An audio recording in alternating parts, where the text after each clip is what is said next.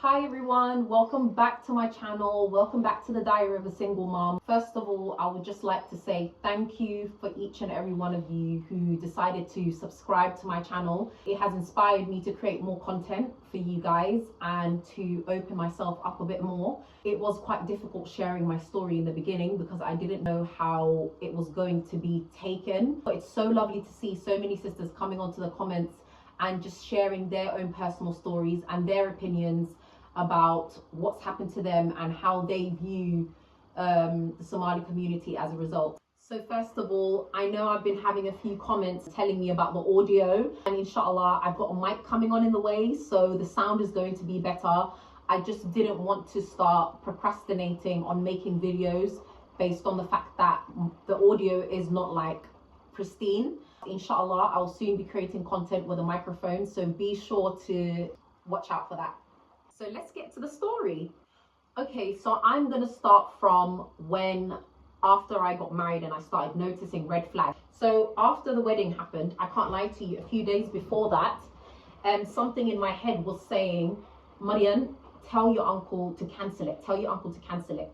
But I feel like I was so, I don't know, like I was frozen.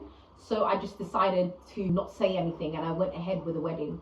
The wedding was okay, alhamdulillah. Like my siblings came, so it was kind of funny. All the Somali girls that were like in the area came as well, and they were trying to they were dancing to, you know, Rihanna's song, Hey Mr. DJ, so funny replay. But the way they was dancing was great. They were like, wallahi, I was just like, oh my god, it was so funny, and it was honestly like such a funny time. But after the wedding was done, I remember a few months into the marriage, it must have been about 3 months into the marriage, yeah? We were living together, and I remember like he would always nitpick at me, be like, you're not doing this right, you're not doing that right, why isn't the house clean, why isn't this, why isn't that? Yeah, sorry, I just forgot to mention that he would say things like, oh, why isn't the house clean and stuff like that, when the house was absolutely spotless. Not only that I used to clean, a maid used to come every morning. And there was also like one time there was das in front of the door. Like I think it was his shoes maybe on the front of the door. And he left them there, right? And he just went out quick. And when he came back, he was like, why are my shoes on the floor? Why didn't you put it like properly? Why didn't you set it up properly? Da-da-da-da. I was like, what the? I was just like, okay, pay no mind to it. But I remember this is when I started to actually break down, right? Me and my Habrir Tedi, my uncle Abdi Mahdi's wife, like we were like this, right? And I remember she was going to get herself some new furniture for her bedroom because my uncle gave it to her as a treat to change the bedroom and, you know, and make it look nice and everything like that. She came to me excited and she was like, I already had an idea that my ex-husband was very controlling, but I didn't think that it was going to get to a point where he didn't even want me to go outside without asking his permission with my auntie, right? Anyways, we went to the furniture place and she was like so excited. I remember we ran to the bus. I forgot what it was called. What was it called again? Oh my gosh, how could I forget the name? Basically, there's this small bus and you get on it in Somalia and basically it drives you to the Megala. As the bus is about to leave us, Habir starts running. I was wearing like you know, like shoes with high heels on them. And I don't even know why I was wearing that day. You know, in Somalia, the girls like to wear shoes with a heel on them. So I was becoming a bit Somalified. So she was running to the bus and then I started running after the bus as well. Alhamdulillah, we caught the bus. But I remember as soon as I sat down, I started feeling dizzy and my stomach area was really hurting, you guys. It felt like period cramping, but worse. I was just in pain, and then I kind of was about to faint. I was getting dizzy. I was feeling like I'm gonna vomit. Anyways, we got into the furniture shop and you guys, I couldn't even stand any longer. Like I was literally standing like this and I couldn't stand anymore. So the guy in the shop was like, oh, did you eat something? And I remember him saying to me, oh, Shuban, maybe I died. Like he said, maybe she got diarrhea from something she ate. And I was just like, I don't know if it's that, you know. He got me a seat and I sat down. I was in so much pain. I don't think I've ever experienced that level of pain except for birth. The pain was just, it was, oh my days, it was absolutely excruciating. So I was sitting in the kursiga in the furniture shop, and then I said, and he was like, well, I can't feel it. Maybe she got diarrhea from it. He thought I was going to go into the toilet and, you know, let out a number two. So he takes us to the muskusha, and it's a long way. I can't even walk at this point. My whole makanka, the womb area, my stomach is hurting. I go to the muskusha, and as soon as I check, there's a lot of blood coming out of me. So anyways, we end up going home. And then when we get home, I basically started getting like contraction pains. Like now I know it's contraction pains, but you know when the baby's about to come out, like type of thing. I was feeling contraction pains and I couldn't even talk. So my auntie came to me and she said she was gonna get me food from her house, which is literally next door. And I remember me like lying down and sweating because I was getting pain after pain after pain. And I was holding on to the side of the armajo on the side. I was holding it and I was sweating, and I was saying subhanallah, subhanallah. And I remember I was like, I was just trying to call out to someone, but no one could come. So I was going through the most difficult, painful point in my life. I can't lie to you, there were probably worse times like that I've experienced after that. In terms of pain, this really went up there. My auntie finally came and the pain was still there. And then I remember I stood up from the bed and there was still blood. And basically I ended up finding out I got miscarriage, right? I called my ex-husband and I said to him, hey, like, I'm really sick, can you please come? And my auntie told him, he came, and I remember he got us food, and then we were eating food together. And I remember he was just quiet for a bit, and he basically said to me, it's your fault. And I said, what? And he said, it's your fault. He said, if you listened to me and you didn't go outside, right, and you didn't ask for my permission, this is what happened now. And due to the, like, because of what happened, this is your fault now. And I was just like, I just started crying. I said, how could you blame me for something like this? And he was like, it's your fault, it's your fault. Anyways, that's one incident. So we were still together then. I didn't really say anything to my uncle or my auntie about him blaming me for the miscarriage. Yeah, I just kept quiet because I didn't want to have a divorce, because again, it's like you got yourself into this, you're gonna have to stay, girl, you're gonna have to tough it out. So I was thinking, I was so young, I was 19, you know what the thing is, yeah, I've always been actually going or maskin lehen, but maskina when I got married to this guy. I can't even lie to you, I became a maskin because he would tell me things like, oh, like you're gonna go to hell and stuff like that if you don't listen to your husband and all of this. Well, I can't lie to you, I just think I became brainwashed. So I remember one time him saying to me, it was like another 4 months, yeah, and he came to me and he said, my sister from Hammer said that you're using birth control, why aren't you pregnant yet? I was just like, what do you mean with why aren't you pregnant yet? I said, it's just not happened really. And he was like, oh,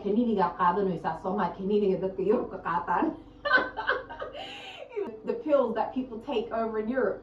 And I was like, are you actually mad? Like, I was like, I don't think you, no. I was like, you're not understanding me, mate. I just told you, first of all, why is she in our business for? Second of all, I said, I'm not pregnant yet. Do you know what I mean? And I said, where am I going to get the kanini from? Me, as my young self, I remember that time I actually broke down and started crying. Why are you going to speak about our personal business to your sister? And like, why is she talking about me? After that, I remember I finally got pregnant with my first daughter, and alhamdulillah, I was so happy. Wallahi, lucky, during the pregnancy, I might have to make another video for this. Wallahi, I think it's called premises gravidum or something like that. There's a name for it. But you know when you vomit everything, including water, like I couldn't keep nothing down. The first month I was fine. The second month I was fine, I think. I wasn't even fine. It was about a month and a half. And Aptige used to get me like watermelons, right, from the market. Aptige used to get me all these treats and sweets. And this other friend as well in Somalia, and like he wasn't my friend, but he was like a family member. We were friends, but then he would even get me like, he would get me snacks and stuff like that and give it to my brothers, you know. So what happened anyways was my uncle got me qare badan, so like watermelon, you know, and I would be eating that watermelon because that was the only thing I could eat. Everything smelled disgusting to me. One day when it was going on to 2 months, I started vomiting after I had loads of watermelon, right? I had like half of the big watermelon. It was the only thing I could eat. I went into my uncle's toilet because I used to go to his room. I had no hishod. I remember that time. I used to go to my uncle's room and my auntie's room, and they would just be like, "Sogal apti kale ishek." Hey, every dhuhr that my husband used to go to work, I used to go to my uncle's house and just sit down and I'll just chat to them, like, you know. I had no hishod, but we were so close, you know. And then what happened was I went into the musqusha and I started vomiting. I'm talking about vomiting till the pits of your stomach. Like, I was vomiting the last bits. You see the acid. I don't know if anybody's ever experienced this yet, but you vomit so much that you start vomiting something, like, I don't know what it's called, but it's like, oh, it's this bitter taste. I was vomiting, and then I remember after that I couldn't look at another watermelon for another 3-4 years. Wallahi, even now when I look at watermelon, I wouldn't choose to eat watermelon, but I'll get it and it tastes nice when I'm eating it. But if I look at it, I wouldn't choose to buy watermelon. And at one point I was literally infatuated. I was in love with watermelon in the beginning stages of my pregnancy. Vomiting everything so many times in a day. I remember my skin, I looked absolutely nuts. Like, I was starting to look like my brothers now. Like, it was giving my brothers, you know. Remember in the previous video, I said my brothers looked nuts when I first saw them in Somalia, like, and we came back after seeing them, like, I haven't seen them in 2 years. They look crazy. My brother got malaria at some point while we weren't there. But obviously that's another story for another day, because I can't lie to you. This video, again, it's going to be like 20 hours. What you want from me, darling? I can't do a 20-hour video now, can I? I know you want me. Anyways, so what happened was I was vomiting. My whole bones came out here. I was so skinny. And I remember this lady that used to live in the bush behind us, yeah? She didn't have a house, but you know when people make their own house? So some people, they're poor, right? My uncle just used to let everybody come into the house. I remember she used to say, "I'm so beautiful." And I remember one time she saw me while I was pregnant. As she was coming into the room, I turned around and she was like, "Subhanallah, like, she was in shock. I got so sick. I wasn't eating anything. I wasn't taking anything down. And me, Habrirte, and my uncle went into the hospital. Me and my auntie were sitting together and we were in the waiting room, right? So I went into the hospital and they put this IV tube on me. They put Falemba in me and I was just lying down. I actually remember in the hospital, there was this Somali doctor. She came from America, right? And I remember she was quite rude to my auntie. She might have thought my auntie was my mum. And she was like, "Why are you pregnant at this age?" And she was looking at my auntie. She was treating my auntie so rude. And I was just looking at her like, I was like, "You're discriminating against Habrirte. You don't even know what happened." But I just had to add that bit on, because I actually remember the doctor getting rude to my auntie and screwing her and looking at her because she thought that my auntie was my mom. So anyways, yes, I went back home, alhamdulillah. Around about 3.5 months, I was able to eat something, but I would vomit. So my uncle would get me chicken from a place called Al Ma'ruf, which is in the city. It's in the Suqa. He would get me this nice chicken, and I remember I would eat it, and like, he would just take care of me, you know. Like, my husband wouldn't really, wallahi, take care of me, to be honest with you. He was just so mean. And like, when I had cravings for basta or something, he would come back from work, yeah, from the Megala, and he would be like, "Basta matalo." And I would be like, you know. And my uncle, I remember one time he actually told me, like, after the marriage, he told me, "Apti, I remember when he used to come and he used to say, there's no basta." There was basta. He just didn't want to get it for you. That's like a small thing compared to everything else that he did. I was really sick one day. I kept vomiting everything. I wasn't eating anything. Obviously, I was taken to the hospital. I came back and I had no nutrient. My body was just like, I was dehydrated, right? And I remember just lying in the bed. And at this point, it was hagabah. In Somalia, in Bosasa, they call it hagabah. When it gets too hot, what people do who can afford it is they go to another city. So my uncle used to go to a place called Armo, or he would go to a place called Qardo. I think they have a house in Armo, I'm not sure, but they used to go there. And I remember I started going there after. But let me just rile it back and tell you the story first. So I was just so sick, right? And I remember I genuinely felt like ina limondona. That's what I thought. I thought like limondona, you know. I was so sick, and it was around about 50 degrees Celsius, I kid you not, or maybe even more in Bosa. So when it was extremely hot. And my uncle Abti Mahdi took his family to Armo, and he came back to me and he said, Abdi, come with me. Come with me. It's 2-hour drive. Come with me. Stay with me until it gets cooler here. He said, you're not going to stay here. You look crazy. You look crazy. You're sick. You're not feeling well. Abdi is Iraq. And then I said, Warra Abdi Nakura'o. And then I remember he was like, because he knew about the whole, how this guy used to treat me, innit? Like, he was very, like, controlling. Like, I had to ask him for everything. He was like, Abdi, ask your husband first if you can come with me. And I said, why I gotta ask him? And he was like, Abdi, ask your husband. I said, okay.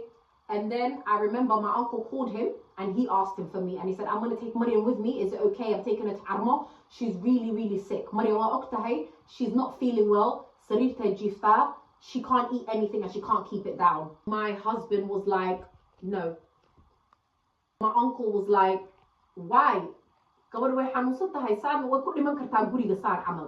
Why? He was like, no. He said, I am the head of the house and she has to listen to me. She's not going anywhere. She's staying.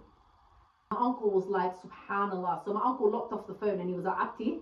And I was like, please take me. That's what I was thinking about. I was like, take me away from here, please, daddy. My uncle was like, Abdi. He was like, what in our shifted your husband that you're going? I know I'm waiting.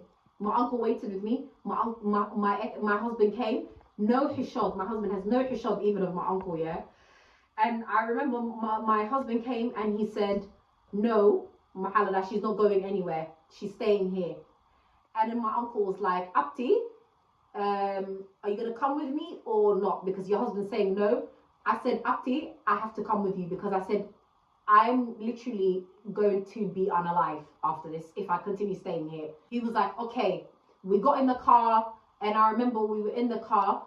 My uncle was just driving us and he just said to me, are you okay? Like, is everything okay? Like, what's going on, Abdi? Is there something I don't know about that I should know about? I didn't say anything because I think at that time I was just confused. You know, when you're in an abusive or controlling relationship, yeah, you get to a point where it's like it becomes a normal or reality to you, you know? And they already saw how he used to treat me. Like, everybody knew. My uncle knew, my habrir knew, my other habrir knew.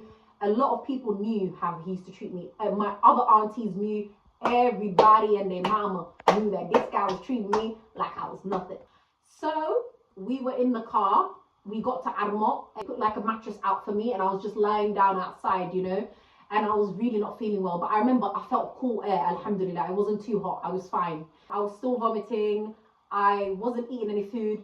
I remember in the morning, the shakala, she used to make like bear and roti. You know, if you know about camel's meat, it's so good, yeah. But it stunk to me. It just stunk. Like, I was clearly sick. Like, I was looking sick. I remember in the evening, I used to sit outside and I just used to look at the stars because the stars is so beautiful, especially where it was in Armo. There weren't many street lights, so you could literally see the whole view, like all the stars. So I just used to look at the stars and stuff. But one time my husband calls me and yeah, he's just being really rude, to be honest with you. And he said to me, I need to come back home. So somehow, like, it makes me so sad when I think about like how I was so miskeen. I remember my uncle saying to me, Abdi, do you remember when we were in Armo and we were eating together and you would always say, like, you would always stop while you're eating and be like, oh, I wonder what my husband's eating now. If he's okay, I wonder what he's eating. Even though, you know, like, he was treating me so bad, I literally cared so much. And it's not even just about him. I'm genuinely a caring person. I've always had that nurturing side to me, but I'm so caring. Alhamdulillah, you know, for that. Some people will definitely take your kindness for weakness. And this is why in this process throughout these years, I've learned how to protect my energy. Alhamdulillah, I've chosen to be single for 8 years. Like, it's literally over 8 years now, alhamdulillah. I've chosen to just give all my attention to my kids and like finish my education, alhamdulillah, build a career for myself, and then whenever it happens, inshallah. But there are some red flags that now I've noticed that I would never ever accept again. There's some things that I've accepted before that I could never accept. Like, literally the bar was in hell. Like, you know, the bar was in hell. I go back to Bosaso and then it was good for like 2 days, and then after that again it started, the silent treatment started again. Like the way he used to talk to me, like whenever he used to talk, he used to do this to me, like, you know, like You know, subhanallah, like that's not even the worst of it. It's gonna start getting worse and worse and worse. This guy's gonna start accelerating slowly. Do you see what I'm saying? Until he hits the pinnacle. I was just like, subhanallah, like I remember me crying a lot, crying, like, you know, and like sometimes he would hold my mouth, you know, so it's like nobody can hear me crying. But alhamdulillah, like I feel like I've gone through so much. I've gone through so much in those 2 years, and I don't think a short video can literally make it justice, you know. Yeah, I got myself a TV, I remember, and then I literally just used to, you know, whenever he used to go, like I used to get snacks from Al Ma'ruf and just sit down. My pregnancy was getting better at this point, so I wasn't vomiting as much anymore, but he was still very much controlling to me. He would just say really weird things to me, you know, just to put me down, like, and things like that. Not only that, he would also speak bad about my uncle to me. So he would say my uncle's underpaying him. He would say my uncle, he'd be like, and he would make it so sad, like his voice would shake. He'd be like, your auntie does this, your auntie does that. And I used to be shocked. I used to be like, no, my uncle can't do that. Like, what? Like, are you serious? Are you serious? Are you serious? That's what I used to think. Like, do you know what I mean? Like, are you serious? Like, no, my uncle, wallahi, like, obviously, I can't judge them based on how he's to me, Atili. But Atili didn't do that. And we're going to find out later, darling. So, wait. Yeah, so I was just like, what is going on? I think I was confused. Just very confused about everything that was going on. Genuinely, I was confused. I was sad. I think I was heartbroken and I was hurt. And I was pregnant.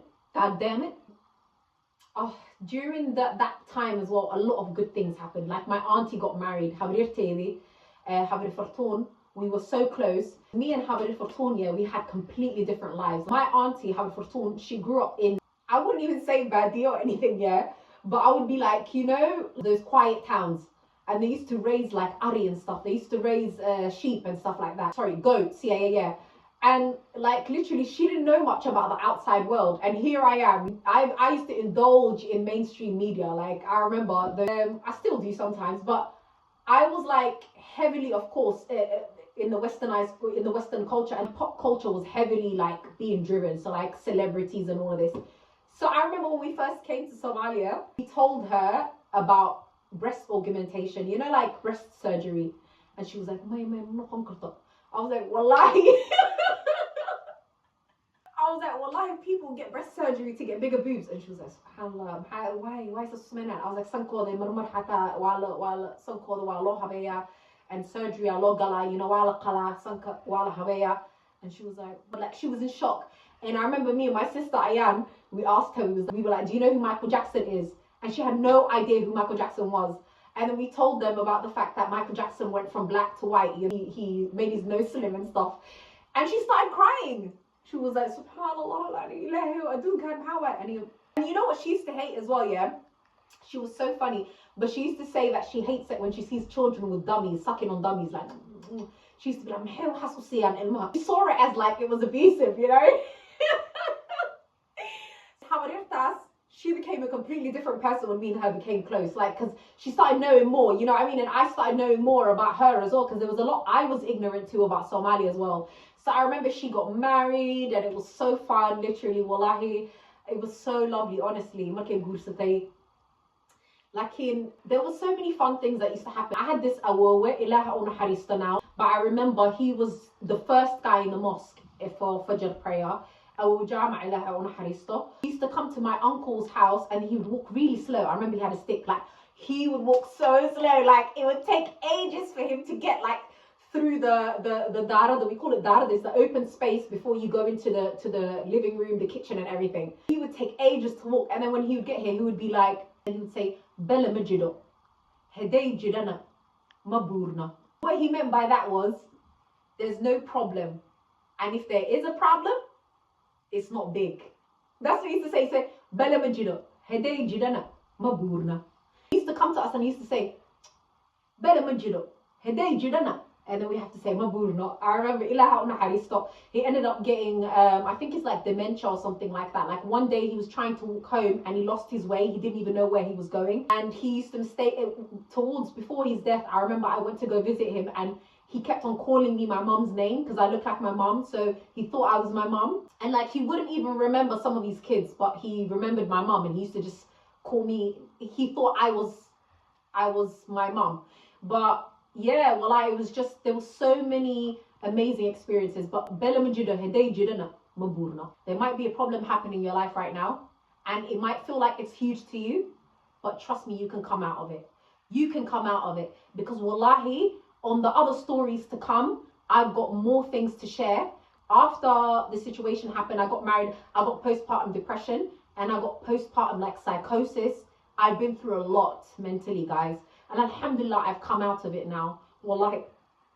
But being in such a vulnerable position as a mother on her own, who has no support, because at some point I was living in Sweden by myself. My uncle was there, but I didn't have many people, and I had to figure it all out. And alhamdulillah, in this process, alhamdulillah, I decided to make a big decision to go on medication and to go into therapy because I needed help, and it helped me become a better mom, alhamdulillah. There's so many things that happened throughout those years that inshallah, slowly by slowly, I will share. If I remember other things from Somalia, I'm gonna definitely share it and make another video. Anyways, guys, if you enjoyed this story time, please don't hesitate to click like, comment, and subscribe, because courtesy demands it. Because I know a few of you lot are watching me and you haven't subscribed yet. What are you doing? Honey child, what are you doing? Anyways, see you guys in the next video. Bye.